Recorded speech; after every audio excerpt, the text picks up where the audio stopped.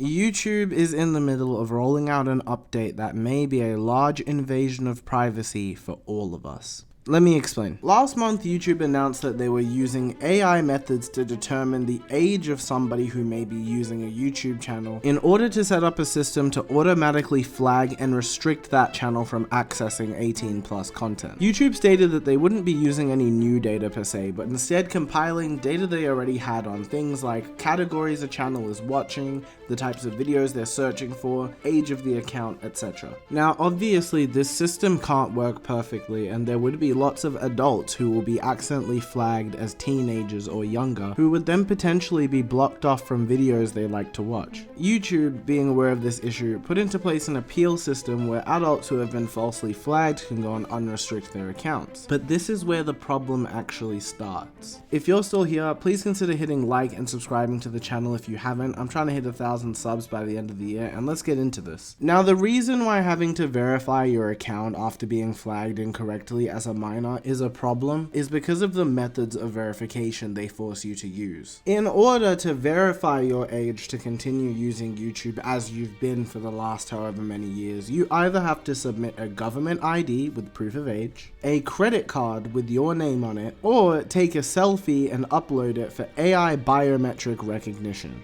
Now, I don't think it's unreasonable to assume that government IDs, and especially biometric face-scanned photos, will end up being used for purposes beyond the original intent of age recognition. Now, I think that the selfies that you can upload, which is then biometrically scanned by AI, is the spookiest bit of this, and I'm going to explain that in one moment, but first I need to add some context that you may or may not be familiar with. Let's take a second to talk about CAPTCHA. You know those little things that pop up when you try to open some websites or try to use two-step verification on an account you might have the password to, and it'll make you solve some puzzle or unjumble some letters to quote-unquote prove that you're human. Well, it turns out that the whole time it was actually a massive data collection company. CAPTCHA was acquired by Google in 2009, and ever since then, every time anybody has selected all the images that have a bike in it or have unjumbled some letters, all of that data has been used to train AIs in things like Google Maps and other Google software that we see today.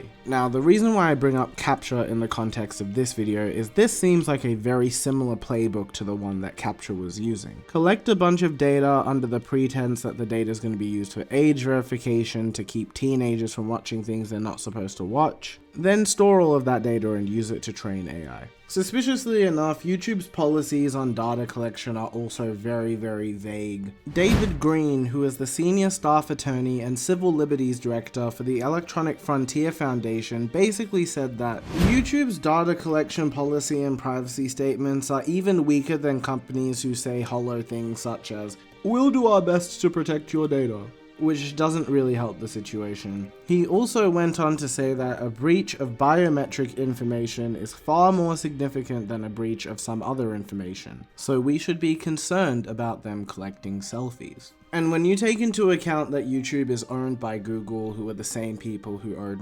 CAPTCHA, it all starts to make a little bit of sense. Now, YouTube isn't the only platform that's rolling out these age verifications. I'm just making this video in the context of YouTube because they started rolling out today. But other platforms such as Twitch, Reddit, and Discord have all also been seen doing similar things, kind of all within the same time span as well, which is interesting in and of itself. But yeah, I'd love to know what you guys make of this update. If your account has been affected by it yet, comment down below. If you think I've missed anything in this video as well, please also comment down below. I'd love to have a discussion about it. And yeah, I really hope you enjoyed this video. Like and subscribe for more videos like this, and I hope to see you in the next one. Peace.